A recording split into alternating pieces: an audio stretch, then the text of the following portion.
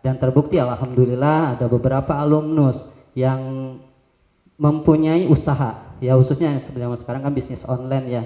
Sampai-sampai ada informasi ini yang anak murid ini sampai omsetnya itu dari bulan Oktober ya, bulan Oktober itu membuka usaha sampai sekarang omsetnya kurang lebih 200 juta ya.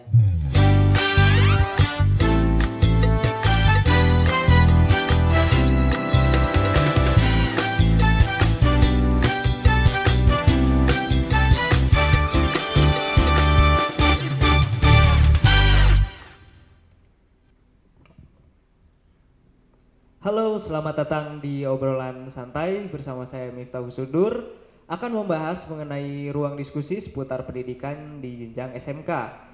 Di episode perdana ini kita akan menghadirkan bintang tamu yang sangat spesial tentunya, yang pasti kita akan belajar banyak hal dan akan membahas mengenai kepemimpinan serta strategi dalam mewujudkan karakter dan skill yang akan didapat setelah lulus dari SMK.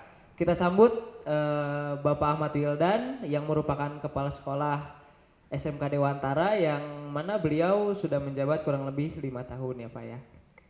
Dan satu lagi sosok yang akan hadir di acara hari ini adalah Bapak Asino Priyadi yang merupakan Kepala Program Studi Teknik Informasi dan Komunikasi, yang mana beliau sudah menjabat kurang lebih selama 6 tahun ya Pak ya.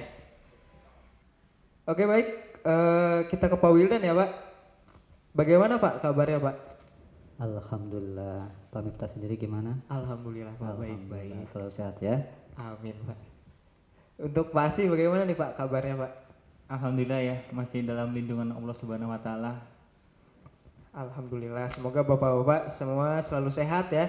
Dan perlu diketahui dalam proses syuting kali ini kita sudah melaksanakan protokol kesehatan dan sebagian besar dari kru dan narasumber sudah melaksanakan vaksinasi COVID-19 tahap kedua ya. Baik, gimana nih aktivitas sehari-harinya Pak Wildan? Ya, aktivitas sehari-hari saya mah dari Senin sampai Jumat untuk hari kerja itu ya bekerja. Itu kalau misalkan hari libur mungkin saya hanya mengunjungi orang tua saja.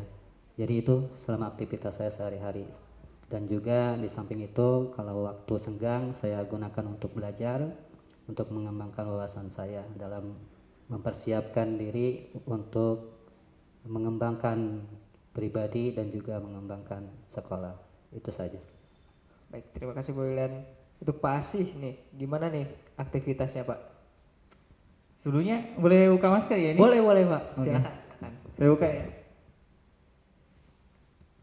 Oke ya, untuk pribadi sih aktivitas sehari-hari ya hampir samalah dengan Pak Wildan. Yang pasti berhubung saya itu seorang pendidik juga, jadi aktivitasnya sehari-hari walaupun sekarang ini udah selesai ujian juga kayak gitu, saya tetap ke kantor kayak gitu untuk melaksanakan tugas dan tanggung jawabnya semestinya. Nah untuk saat ini sih akhir-akhir ini saya lagi ngurusin untuk persiapan LKS kayak gitu. Jadi lomba keterampilan siswa ini yang saya lagi ibaratnya lagi digembleng anak untuk benar-benar bisa, karena 2 tahun terakhir ini alhamdulillah SMK Dewantara itu sempat mewakili tingkat provinsi untuk desain grafisnya. Maka tahun ini juga harapannya sih tetap ya itu kita mewakilkan kembali. Makanya kita masih untuk ngebleng anak untuk persiapan LKS. Oke, seperti itu sih Pak. Baik, jadi sedang sibuk untuk persiapan lomba ya Pak ya. Baik, saya ingin ke Pak Wildan terlebih dahulu nih. Apa nih Pak yang Bapak lakukan dalam mewujudkan visi misi SMK Dewantara nih Pak? Ya, apa yang saya lakukan untuk mewujudkan visi misi SMK Dewantara, namun sebelumnya mungkin saya nyampein dulu ya. Visi misi SMK Dewantara itu seperti apa? Kalau visi SMK Dewantara ya SMK Dewantara yang unggul dalam hal iptek, imtak, berprestasi serta berwawasan lingkungan. Nah, untuk mewujudkan visi tersebut tentunya kita punya misi. Yang pertama adalah menanamkan nilai-nilai luhur dalam hal pembinaan keagamaan dan juga pembiasaan. Yang kedua adalah lulusan SMK Dewantara itu harus terampil dalam bidang teknologi untuk bersaing di bidang lapangan kerja. Kemudian lulusan SMK Dewantara berharap punya wirausahawan gitu, menjadi wirausahawan yang tangguh dan dapat bersaing di era globalisasi ini. Dan tentunya yang terakhir adalah peduli terhadap lingkungan. Nah, untuk mewujudkan visi misi SMK Dewantara mungkin poin per poin dari misi itu, yang pertama tadi disampaikan menanamkan nilai-nilai luhur dengan pembinaan keagamaan dan pembiasaan, karena ini sangat penting sekali ya. Kalau berbicara nilai-nilai luhur berarti berbicara tentang karakter, akhlak ataupun attitude. Karena buat apa terampil, buat apa menguasai desain, menguasai keilmuan dunia tapi akhlaknya kurang baik, dia tentu mau sepintar apapun ya tidak ada artinya gitu kan. Bahkan di dunia kerja juga pasti akan ditendang lah gitu kan, tidak akan terpakai kembali. Nah, untuk itu kita di SMK Dewantara kita mempunyai yang namanya program keagamaan, di mana program keagamaan ini yang berhubungan dengan pembinaan karakter, yaitu kita punya kegiatan sholat duha gitu ya, kemudian tadarus Al-Quran, dan kemudian ada kajian-kajian Islami yang memang ini dilakukan ketika waktu istirahat pukul 10 di jam pembelajarannya. Nah, selain itu kita juga ada yang namanya kajian putri, keputrian. Biasanya kalau misalkan di hari Jumat ini para siswa laki-laki itu sedang melaksanakan sholat Jumat, kita perempuan itu ada yang namanya kajian yaitu keputrian. Di samping itu juga ada kajian Sabtu. Nah, itu kajian Sabtu itu adalah terkait masalah keagamaan-keagamaan yang memang kita khususkan untuk pembentukan karakter anak, yaitu tidak hanya dari hari Senin sampai Jumat, tapi tidak ada hari Sabtu itu tidak ada pembelajaran, tapi memang kita tetap ada yang namanya pembentukan karakter. Selain program keagamaan, kita juga ada pembiasaan, di mana pembiasaan ini pada dasarnya nanti ketika anak lulus SMK itu akan menjadi bisa, karena kan ada istilah bisa karena biasa. Nah, pembiasaan apa yang maksud adalah ya salah satu simple contohnya adalah ketika anak datang ke sekolah itu anak harus bersalaman, tidak hanya ke guru tetapi juga ke security, bahkan ke OB.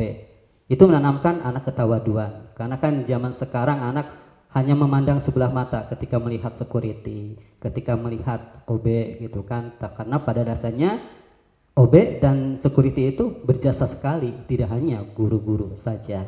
Nah, itu salah satu simpelnya terhadap karakter anak. Sehingga di situ misi menanamkan nilai-nilai luhur insya Allah terwujud. Dan alhamdulillah anak-anak kita SMK Dewantara itu kesantunannya, kesopanannya itu sangat terbukti, dan sampai sekarang tidak ada sejarah SMK Dewantara itu melakukan tawuran. Ya. Yang kedua adalah misinya lulusan SMK Dewantara itu harus terampil dalam bidang teknologi, ya, karena ini untuk bersaing di bidang dunia kerja, apalagi zaman sekarang ya. Nah, tentu ini membutuhkan suatu skill, kemampuan yang dibutuhkan oleh dunia industri. Kalau berbicara apa yang saya lakukan itu pasti berhubungan dengan produktif. Insya Allah SMK Dewantara itu kurikulumnya menunjang kepada terampilnya di bidang teknologi. Tapi insya Allah yang lebih jelasnya akan disampaikan nanti oleh Bapak Asih Nopriadi selaku Kepala Produktif yang sangat luar biasa sekali. Kemudian yang ketiga, lulusan SMK Dewantara itu harus menjadi wirausahawan yang tangguh dan bersaing di era globalisasi ini. Tentunya apa yang kita lakukan dalam pembelajaran kita selalu menanamkan jiwa usaha kepada anak. Cara berwirausaha yang baik seperti apa, insya Allah kita tanamkan. Apalagi dalam pembelajaran ada yang namanya PKK ya, kewirausahaan. Nah itu ditekankan anak supaya mempersiapkan diri ketika memang sulit untuk mencari pekerjaan, ketika memang tidak bisa untuk melanjutkan ke jenjang perguruan tinggi. Nah, karena skill sudah ditanamkan memiliki jiwa usaha, maka dengan sendirinya dia akan membuka usaha. Dan terbukti alhamdulillah ada beberapa alumnus yang mempunyai usaha, ya khususnya yang sekarang kan bisnis online ya. Sampai-sampai ada informasi ini yang anak murid ini sampai omsetnya itu dari bulan Oktober ya, bulan Oktober itu membuka usaha sampai sekarang omsetnya kurang lebih 200 juta ya. Nah ini adalah suatu bukti. Dan juga tidak hanya itu, ada salah satu guru kita memang alumnus SMK Dewantara yang tentu kita kehandalannya dalam berdesain, makanya luar biasa ini kepintarannya kita jadikan sebagai guru. Dan alhamdulillah tahun demi tahun ini terampil sekali. Dan tidak hanya itu, dia juga punya usaha ya, bisnis online juga yang alhamdulillah menambah biaya menambah perekonomiannya, yang mungkin kalau berbicara terkait gaji mah mungkin nggak kepake gitu ya, tapi ya luar biasa. Ini mungkin sebagai contoh dari kita punya misi. Selebihnya terkait masalah kepedulian terhadap wawasan lingkungan, kita memang menerapkan tidak hanya ke guru, tapi juga tidak hanya ke siswa, tapi juga ke guru-guru untuk selalu menjaga kebersihan. Itu mungkin dari kita pribadi dan juga teman-teman berusaha sebaik mungkin agar bisa mewujudkan yang namanya visi misi SMK Dewantara. Demikian. Baik, terima kasih Pak Wildan ya. Tadi sempat dibahas oleh Pak Wildan juga mengenai lulusan SMK Dewantara. Kita ke Pak Asi dulu nih, tapi sebelum lanjut kayaknya kurang cocok nih ya Pak ya, kalau kita panggil Bapak. Kalau berkenan kita panggil Mas Asi aja, gimana Mas Asi? Boleh, silakan. Baik, kita ke Mas Asi ya. Mas Asi gimana nih? Tadi kan udah dibahas sebagian oleh Pak Wildan ya mengenai lulusan, bahwa saja tujuan SMK kan untuk mencetak siswa siap kerja. Langkah-langkah apa yang dilaksanakan untuk mencapai tujuan tersebut? Tadi kan Pak Wildan sempat bahas outputnya saja. Ini prosesnya bagaimana nih Mas Asi dalam perjalanan di SMK Dewantara ini anak-anaknya?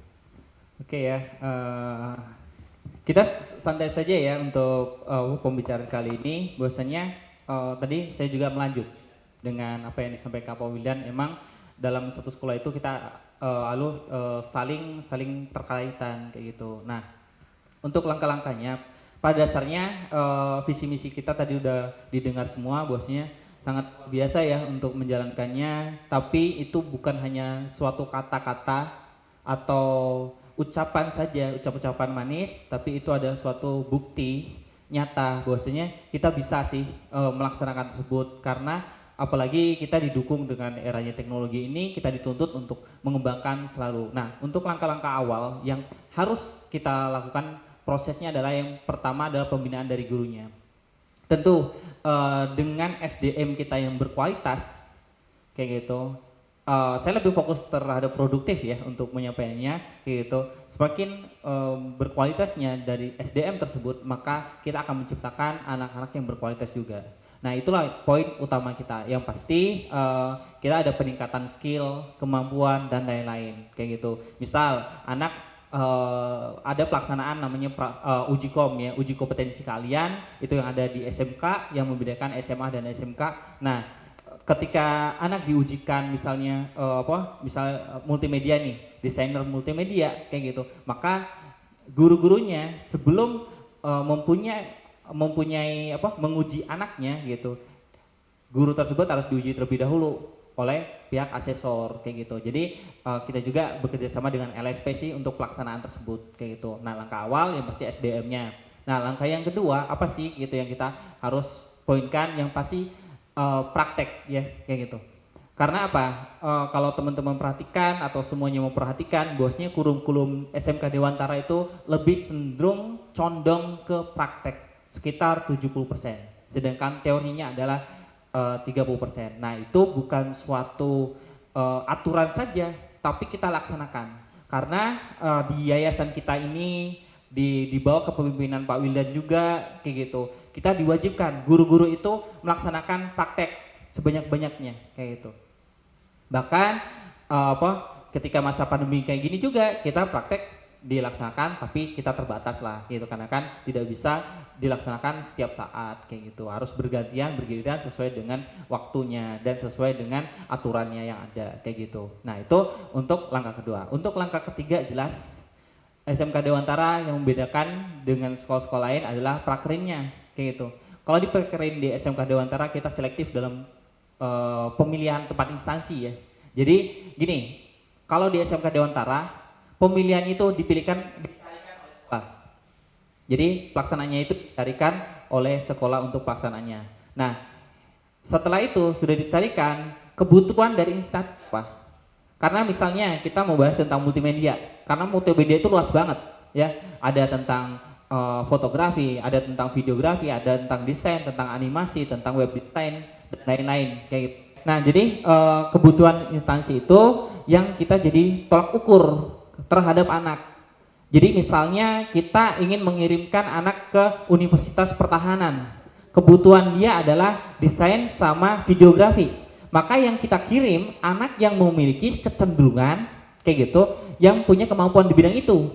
Karena saya yakin ya kayak gitu, dan kami SMK Dewantara tidak memaksakan semua aspek di bidang multimedia maupun di teknik komputer jaringan itu semua harus bisa.